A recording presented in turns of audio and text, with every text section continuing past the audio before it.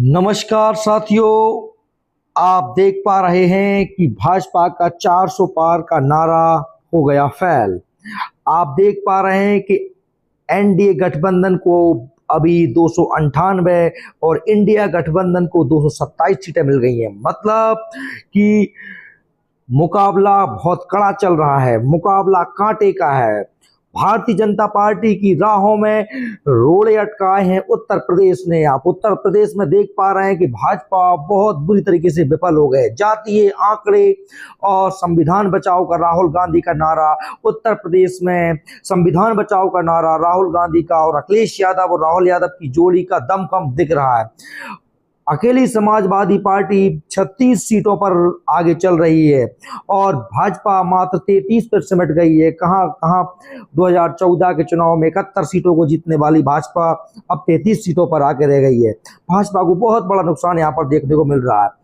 और ओवरऑल देश में अगर मैं बात करूं तो भाजपा की कुल 243 सीटें हैं। हालांकि सबसे बड़ी पार्टी बनके भाजपा उभरी है इस लोकसभा के चुनाव में और कांग्रेस के पास 95 सीटें हैं। कांग्रेस ने अपना प्रदर्शन बहुत सुधारा है।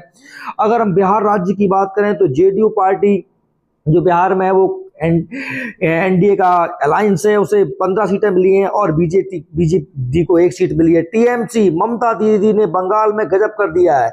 आप देख पा रहे हैं कि भाजपा ने जो सपने सजोए थे बंगाल को लेकर कि हम 18 सीटों से और बढ़त बढ़ाएंगे इस बार। पिछली बार जो 18 सीटें थी लोकसभा में वो इस बार आप देख पा रहे हैं इस बार वो सिमट के 10 सीटों पर रह गई है और टीएमसी ममता दीदी ने जलवा कर दिया है। आम आदमी पार्टी ने दिल्ली में तो कुछ नहीं कर पाया, दिल्ली की 7 की 7 सीटें ले गई है भाजपा, लेकिन आप पंजाब में 3 सीटें जीतने में सफल हो रही है। समाजवादी पार्टी ने सबसे ज्यादा सफलता प्राप्त की है। समाजवादी पार्टी ने उत्तर प्रदेश में 36 सीटों पर आगे चल रही है और आरजेडी बिहार में 30 सीटों पर आगे चल रही है। आप देख पा रहे हैं। आप अगर राज्य वाइज देखें तो आंध्र प्रदेश में 25 में से 25 सीटों के रुझान आ गए हैं। वाईएसआरसीपी 4 सीटों पर आगे चल रही है, कांग्रेस को 0, टीडीपी 16, बीजेपी 3। आप देखें केरल राज्य की बात करें तो केरल में यूडीएफ को 17 सीटें मिली हैं। केरल में यूडीएफ को 17, एलडीएफ को 1 और बीजेपी प्लस को 2 सीटों के रुझान आ गए हैं। यानी कि यूडीएफ वहां पर सबसे बड़ी पार्टी बनके उभरी है। महाराष्ट्र में आप देखेंगे तो महाराष्ट्र में भारतीय जनता पार्टी को बड़ा तगड़ा झटका लगा है। महाराष्ट्र में आप देखें तो आप देखेंगे कि भाजपा को 13 सीट है और शिंदे गुट वाली शिवसेना को मात्र 6 सीटों में संतुष्ट करना पड़ा है। जबकि आप देखेंगे एनसीपी जो अजित पवार वाली पार्टी है उसको मात्र 1 सीट मिली है। दिख रहा है यहाँ पर स्पष्ट कि भाजपा ने जो शिवसेना को खत्म करने की साजिश की थी वह बिल्कुल भी सफल नहीं हो पाई है। शिवसेना अपने उद्धव ठाकरे वाली शिवसेना अपने दम पर 10 सीटें प्राप्त कर रही है, जबकि एनसीपी जो शरद पवार वाली है उसको आप देख पा रहे हैं कि 7 सीटें मिल रही हैं और कांग्रेस अपनी दम पर 10 सीटें जीतने पर जो है कामयाब हो रही है।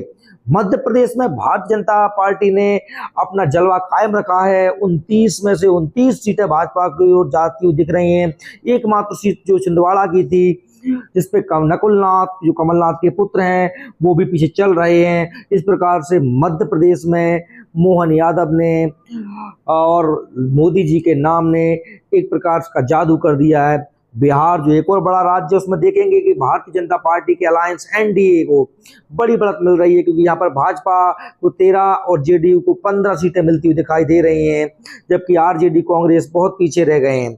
आप देखेंगे अगर पूरे ओवरऑल देश में देखें तो भाजपा 243, कांग्रेस 295, जेडीयू 15। आगे आगे जैसे समय बढ़ता जा रहा है ये समझ में आ रहा है कि कोई एक पार्टी शायद गठबंधन बनाकर ही सरकार बना पाए। अकेली कोई पार्टी को बहुमत मिलता हुआ नहीं दिख रहा है, लेकिन फिर भी लग तो यही रहा है कि एनडीए जुगाड़ तुगाड़ करके सरकार तो बना लेगा। पर यहाँ पर एनडीए की भारतीय जनता पार्टी की एक नैतिक एक राजनीतिक हार जरूर दिखाई दे रही है। उनका 400 पार का नारा धरा का धरा रह गया। राहुल गांधी यहाँ पर बिल्कुल एक बड़े चेहरा बन के उभरे हैं। राहुल गांधी ने और अखिलेश यादव की जोड़ी ने यूपी में धमाल कर दिया। उनका संविधान बचाओ का नारा और उनका जातिगत कार्ड खेलने में वह सफल हुए और दलित वोट बैंक भी जो मायावती की तरफ से हट करके उत्तर प्रदेश में कांग्रेस की तरफ शिफ्ट हो गया या और समाजवादी पार्टी तरफ से शिफ्ट हो गया, तो ये एक बड़ी हार हो गई है उत्तर प्रदेश में भारतीय जनता पार्टी की। एंटी इनकम्बेंसी भी कह सकते हैं। और आपने एक शगुफा सुना होगा कि दिल्ली जाने का रास्ता उत्तर प्रदेश होकर जाता है, और आज उसी उत्तर प्रदेश ने भाजपा की राह में रोड़े अटका दिए। राम मंदिर का मुद्दा भी यहाँ पर नहीं चल पाया, तो ये बड़ा है। देखते रहिए, आप आगे जुड़े रहिए हमसे, हम आपको पल पल का अपडेट देंगे। धन्यवाद।